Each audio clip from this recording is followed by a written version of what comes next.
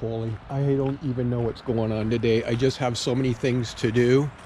I had the Argo in the garage because like I think there's some good things happening with that. So yeah, I know a lot of you have been waiting months for me to get this thing rolling again, or at least give you some update on what happened with using vinegar to improve the compression on one of my cylinders. So yeah, I pushed that in to get going, but then all of a sudden fall happened, and I hit panic mode because I got to get the snow blade on the front of the tractor. I've got to get the back blade on the back of the tractor. Holy. And of course it's packed way in behind every single thing. Oh yeah, I've got to get the tubes back in. I got to get tubes in these tires for the little trailer I bought.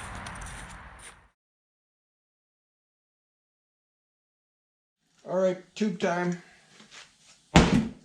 This trailer actually came with tubes in the tires, but the tires were no good, so I pulled a couple tires off an old snowblower before I scrapped it.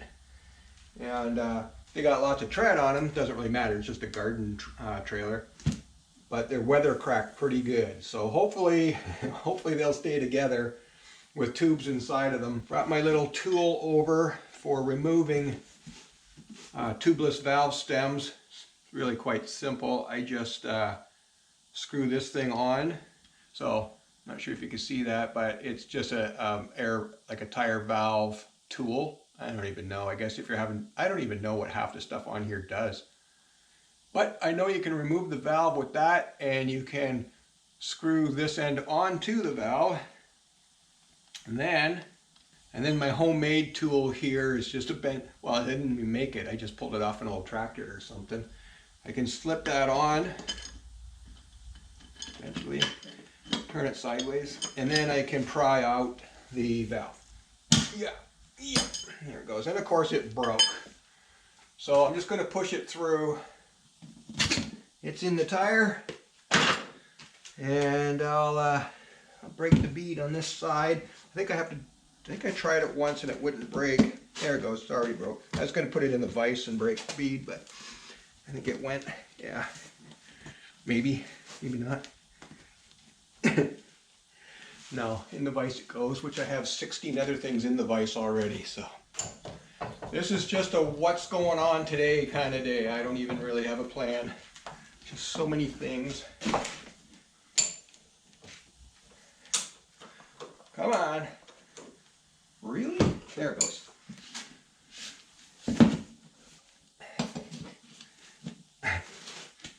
Come on.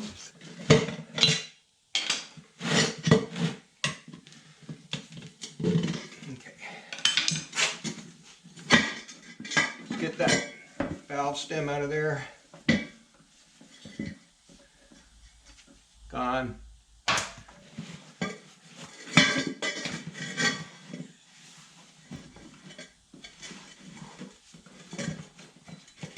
All right, it's in there. Let's crank that tire back on. Whoa, I forgot, I'm not in a chair.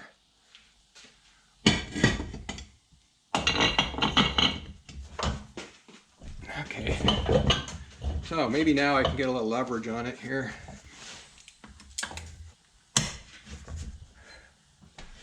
Okay, there we go. That's better.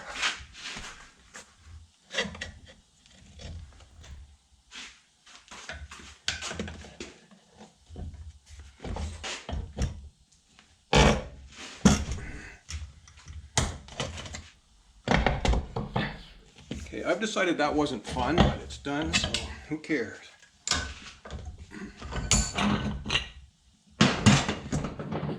Tube on.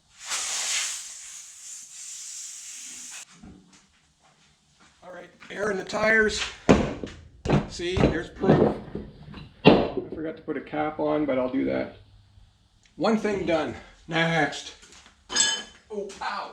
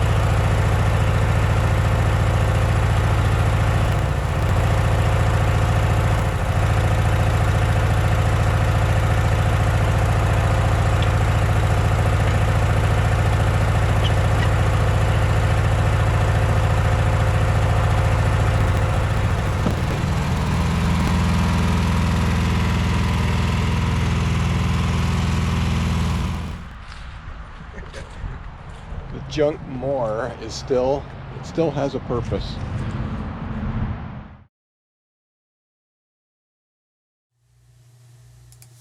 All right, I have to do a little voiceover on this part because I don't know what happened to my GoPro audio, but it was just awful.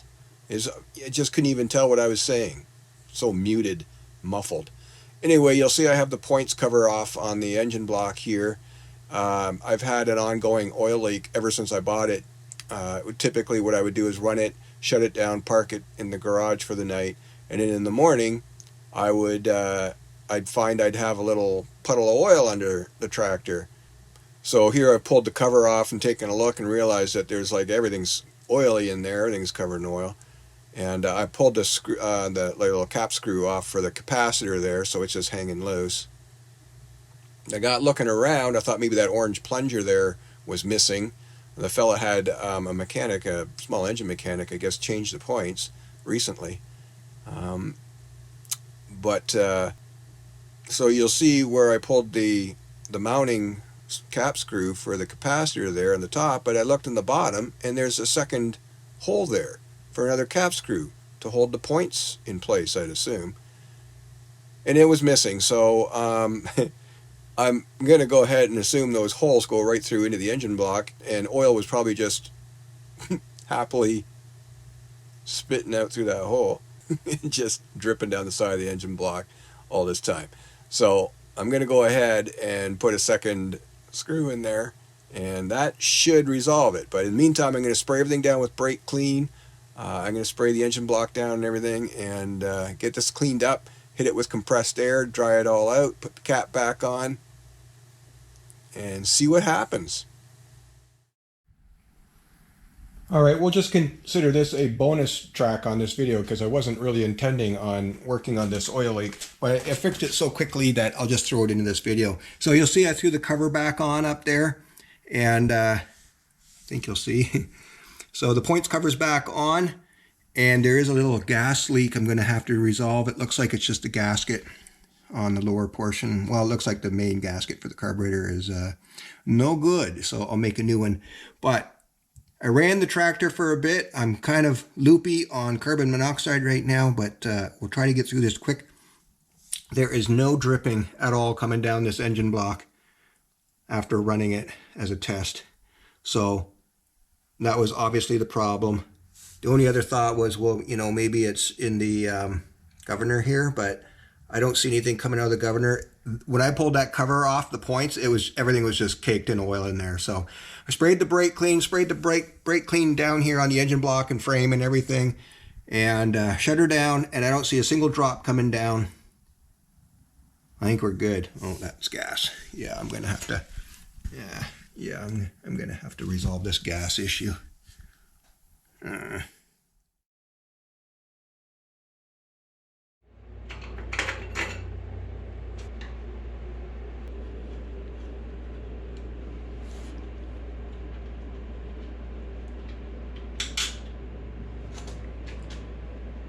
Making sure no washers or anything go down that carburetor. Not that it would ever make its way back up into the engine, but I just don't want to be hunting around for something that I'm never going to find.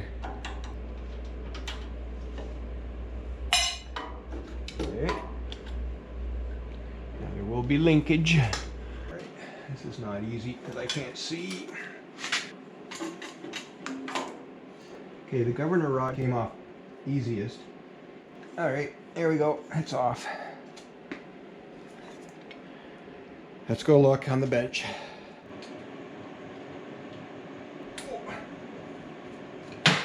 Okay, dropped it.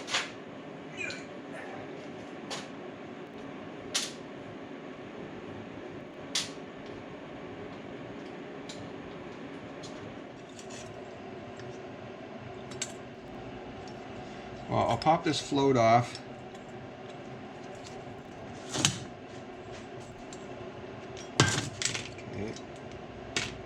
Needle flopped out, so nothing wrong with there. It wasn't stuck, but I wonder, see, there's a chunk of gasket missing on the back, and I know I didn't do that.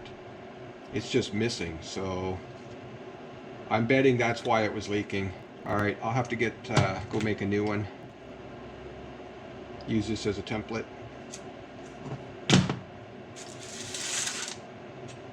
Have a little listen.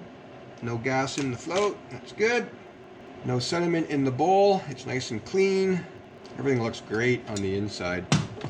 I suspect it was just this gasket because, yeah, gas does come down through the line and into the carb there, and it's got to be sealed on the back there, and it was not. I think this is the same stuff. Feels the same. So I'm just going to fudge it across here. There's a piece missing out of this corner.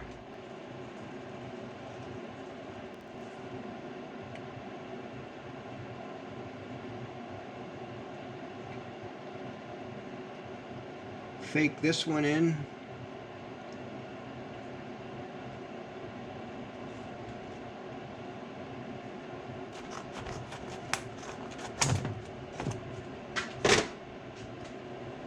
Okay. Before I cut the edges, I'm going to punch the holes in it first. Alright, this set I thought was a gasket punch all the years I've owned it, but I saw someone online using it as a metal punch for sheet metal. So I didn't know you could punch this through sheet metal, so I'll try that sometime. But right now I'm still going to use it as a gasket punch.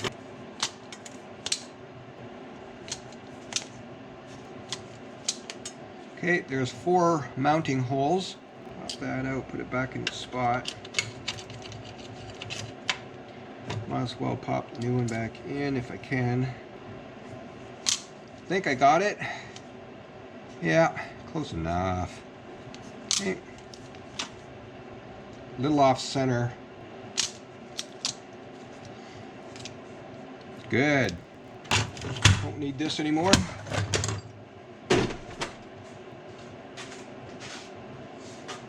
So here's a flat blade wood chisel. So I'll just carefully cut out the inside parts. I might need an X-Acto knife now to just run down in the groove and actually cut it. Not a mechanic, just a guy who likes to putz around in his garage. Okay, if I poke this through, oops, I thought it went through, but it just telescoped. Careful.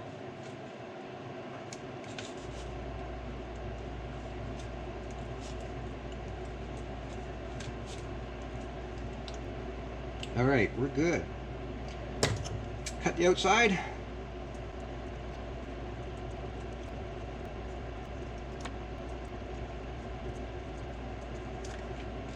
Okay. I still like to use high tack on my gaskets. I don't know if it's just an old wives' tale, but I spray both sides, and I've just never had anything leak with this stuff on it. I know it's not meant to be a sealant, it's more of an adhesive to hold your gasket in place while you're getting things together, but I'm using it.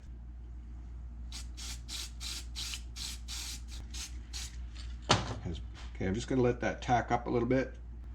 Well, it sure is tacky. This carb is so clean, I'm not going to mess with it in the parts tank or anything. I'm not going to blow any jets out. Everything looks fine. I can see right through.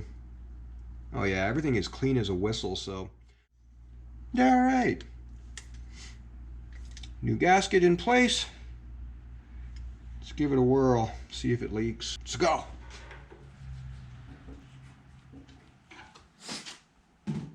Oops, too far. Right there. Okay, all right, it's pouring rain out and it's dark now. So I'm not gonna run out and get one of the filters from the other tractors. I'm just gonna put this crappy one back in. It won't be in there for long. Any leaks? Not yet. Still no leaks.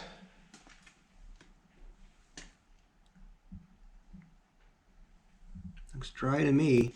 Let's run it. See what happens.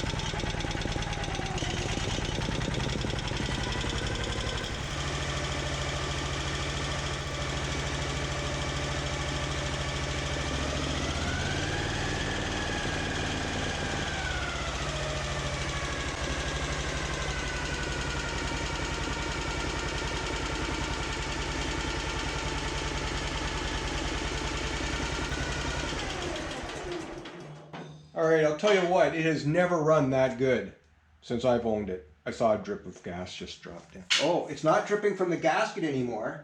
It's got a new spot. There we go. That's what I needed. Okay. So I took a picture of what that is on the bottom. There's like a little boss down there, and there's seems to be a little hole. So I'm suspecting, and actually you can see some smoke wisping out of it.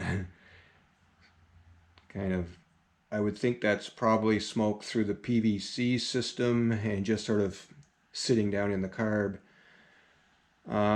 PCV system. It's probably an overflow port, possibly. So now I have just a pinch of a concern that the float's not sealing, the needle itself isn't sealing off gas from coming in, but it's not dripping now. It was just while it was running. So I can't explain that because I don't know. But if it's just going to be a couple of drops while it's running, I'll put up with it because it's running mint. I mean, I have never heard it run this smooth before. It always ran rough. So I'm happy with it running. It's definitely not leaking gas anywhere now from a gasket. Just a thought, with that piece of gasket missing that I showed earlier on the carburetor, would that have maybe been sucking air in and making it run uneven? Probably. Anyway.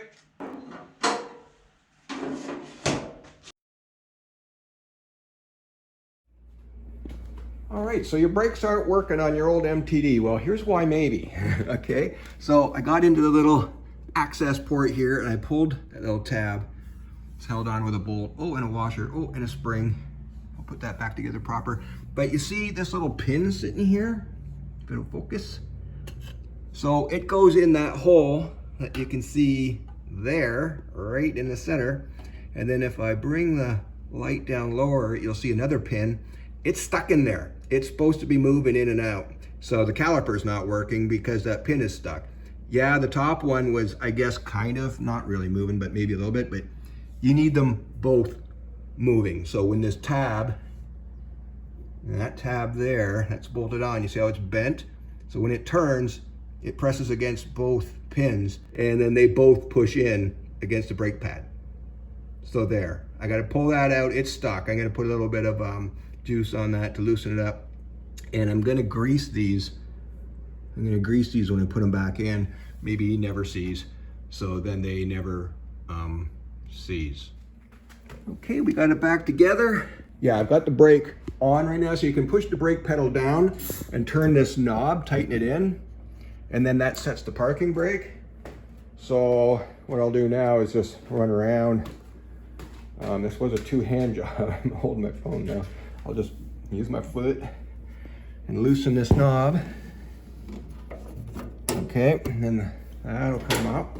And then I should be able to wiggle that disc a little bit. And I can, it's loose. So, I fixed the brakes. Yeah. Well, I thought I was all ready to go for winter here, and it turns out I'm not. This clutch is slipping.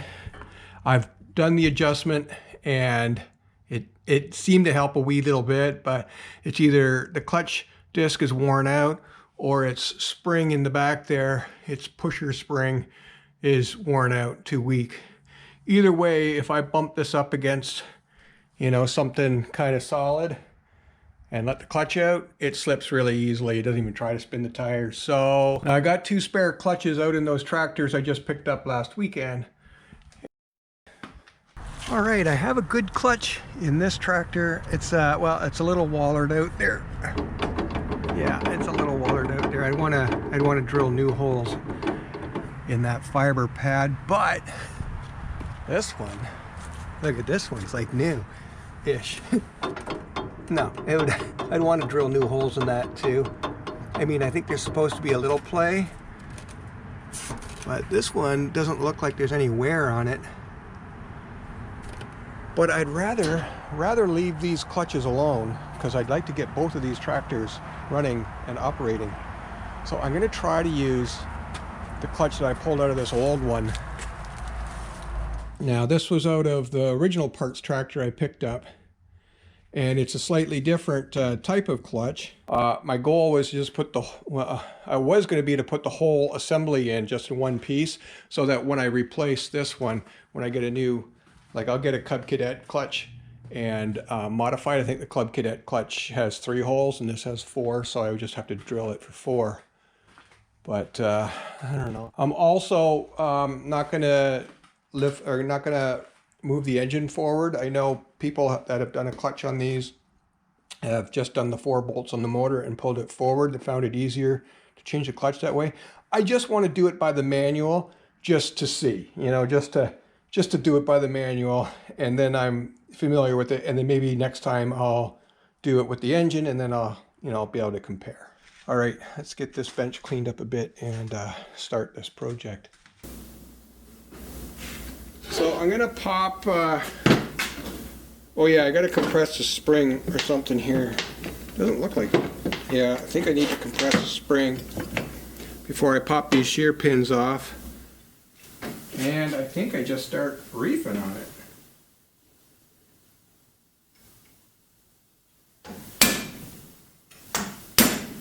Right onto the desk. There it goes. Now what do? Slowly turn these out? Is that the idea? Yes. Whoops. Ah. So now I can see how it works. All right, now I get to look at this friction disc, and I have no doubt in my mind that it's fine. Those holes are perfectly round. This clutch is like new. But what's happened is it's gone all shiny and slippery. I suspect the clutch hasn't been adjusted properly for a very long time, and it's got itself super hot and just formed itself kind of like a glaze on the friction disc, and it just won't grab. So when the pressure plates hit it, they want to grab it, but they're just not. They're just sliding on that. So I'm going to take some sandpaper and I'm going to rough this disc up again, and I'm going to slap it back in that tractor, and my finger is going to be crossed so hard it's going to hurt, but that's what I'm hoping, that everything will be fine. I really don't want to pull any clutches out of those other tractors, and I kind of don't really want to use this old one either. There it is. I would have if I had to, but this one is like new, and that one's not.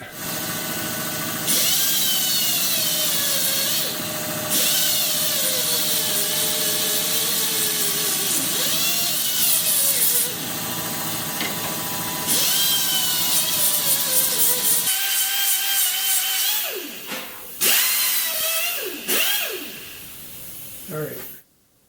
Okay, I've got those pressure plates cleaned off now. All right, it's back together. Time to throw it back in and see what happens. So I've got a new drive belt, but I was about to put it in and tighten down the clutch. I decided to pull it back out since there's no bolt or anything, it's just sitting in there.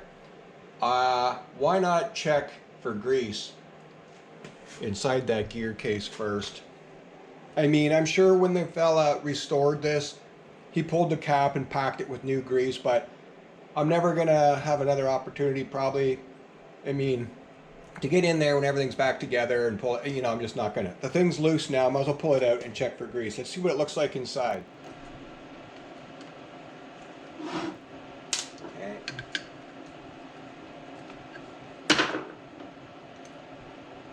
Oh yeah. Well, actually I don't really like it. I mean, look at all the grease on the lid, but then look down inside and you'll see the teeth are actually kind of dry. So I'm going to pack this thing with more grease in there.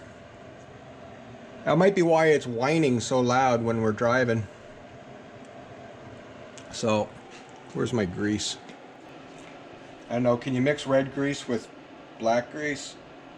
I've decided it'll be fine.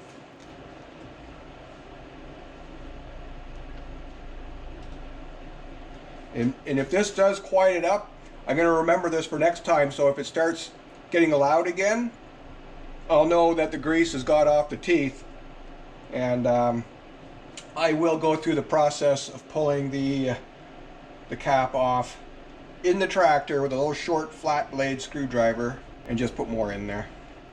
So if someone's more knowledgeable about these things, maybe you can chime in and tell me that no, it's only supposed to be half full of grease. Maybe there's some kind of scientific principle that requires a void in there. Now it's not packed solid, but there is, you know, there is air in there. But let me know if I shouldn't have done that, and I'll yank out another handful of grease.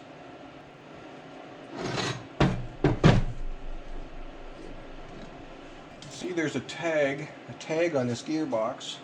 It's a Peerless, and it's 2313 space 4185. In case you can't see that when I get up close here. All right, it's going back in the tractor.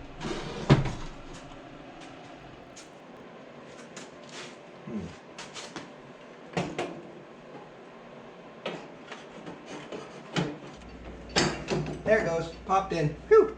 That one's feeling pretty good. This one too. This is not the funnest part of the job, I'm sure of that. Again, this is the joy of having nice clean threads on a restored vintage lawn tractor. Things will just turn ever so effortlessly with the slightest pressure on the very tips of your fingertips.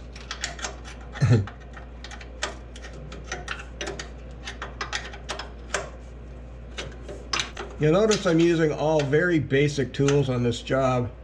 Just a set of wrenches and simple sockets, because this is what most people have in their garage. Yes, I could go to the store and I could buy all these fancy electric things and impact things,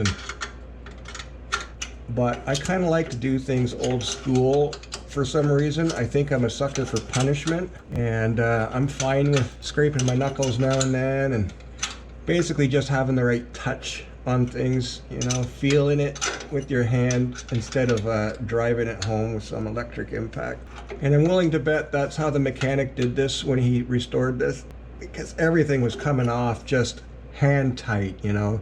You had to put some force into it, but then all of a sudden, and it would come loose. All right, next. All right, you're not going to be able to get under there and when I'm putting this belt on, but I'll show you what I'm up against. So I'm just going to guess that you can see that blue belt up there. You'll see it's loose on the axle pulley and it's not on the idler pulley. I'm going to snap that on now and then run the adjuster on it. So I'm going to go ahead and finish putting that belt on and tightening it up now. All right, I got to show you something I forgot. I got the belt on. It was a struggle, but it went on. But I forgot, see this little bracket back here? Okay, so here's the little bracket I forgot. It goes here and bolts on to a plate back there by the steering. It's supposed to set the correct depth of the gearbox, basically the position of the clutch. Well, I went and tightened up the clutch, the gearbox underneath before setting this piece in. So now I got to go underneath and loosen all 4 screws and bolts, set that down, bolt that down, and then it's set at the right position and I can tighten them back up again. So back underneath I go. Hooray! So yay, those nice new shiny bolts I used underneath were actually supposed to be for here. So now I got 2 not so shiny, but I'll just run them on the wire wheel real quick and clean them up a little bit anyway. All right, not too bad. All right, I think I'm done. Put the battery back in, put the shrouds back on.